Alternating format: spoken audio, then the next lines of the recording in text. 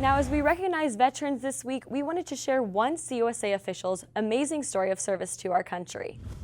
By the offense, number 15. From a fan's perspective, Rodney Burnette is no more than a man in a black and white striped shirt calling a player for holding. But there's more to Burnette's story than throwing flags each weekend. They didn't tell us what happened. I was just real hurt, real bad. I couldn't walk. My chest was injured real bad. My shoulder was just messed up. So really I didn't get to talk to anyone about what had happened. I still didn't know what had happened. In 1983, when he was serving in the Marines overseas in Beirut, Lebanon, Burnette's life changed forever when his barracks was bombed. Well, I just got off guard duty that morning and the alarm went off.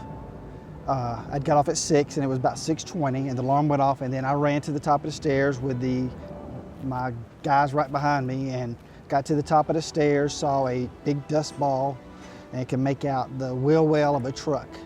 And then I don't remember any explosion or sound or anything. After being found in a body bag barely conscious 4 days after the bombing, Burnette was taken to numerous hospitals where over the course of time he learned what had happened, as well as some other news. They told me, with my mama present, that by the time I was 35, I could not walk again. But Burnette refused to accept that as his fate.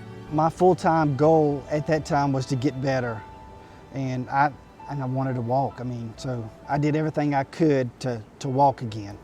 Rehab was 3 times a day, and it was just all kind of workouts, water treatments, E-stems, no medicine per se other than pain relief. Over the course of a year and a month, little by little, he regained the ability to walk. First I could move my toe up, push my toe down, do it sideways, and then put weight on it, and then take the first step, just progressing. And in an attempt to move on, Burnette stumbled across a job that he grew to love. Well, I was at home down at Camp Lejeune, and they had a little newspaper delivered to the house, and it said, clock operators pay $25. So I called them. Next thing I know, I'm doing clock games. And then my 3rd clock game, the official on the field went down injured, and I took his spot and been going ever since. For a 53-year-old man who was once told he wouldn't be able to walk by the age of 35, Burnette has spent the past 15 years running all over the field as a college football referee. Just do what you can do to take everything out of the mix of you not getting well. Just keep working hard, and if it's going to happen, it's going to happen. He says he will never forget his past and the pain and suffering he endured.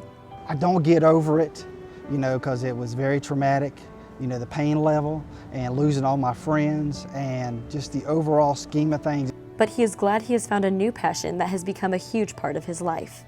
Perseverance. I just weathered the storm and got better and do it. Did I have a goal of refereeing while I was trying to get better? No, it just fell in line. Now, Rodney has been a ref with Conference USA for the past 3 years, and you and I actually together got a chance to talk to him and hear his story, and when we were in El Paso, and it was just really incredible just to hear everything he'd been through. I just know that you and I walked away from the interview with Rodney and his lovely wife, Carol Burnette, by the way, which I think is good. But we walked away and we both looked at each other like, I can't believe the story actually happened. It's incredible. And the fact that he's able to overcome that is quite a testament to what he has inside of him. And I think it's going to mean something to other soldiers facing those difficult situations. But this is an incredible story. I have gone a lot of places since you and I talked to him, and everybody comes up and says, hey, I heard about that story. That is quite an inspiration for all of us. Yeah, and actually with Veterans Day this week, a lot of our schools this past weekend did things kind of in honoring of people who have served for our country. Well, you look at UTEP, you look at FIU, Middle Tennessee had a patriotic decal. All the schools, especially you look at UTEP because they have Fort Bliss, within miles of the school, honoring the people who have served our country, especially those in World War II. I think it's incredible that these schools do that, and we should. And thank you to all the men and women who have served our country.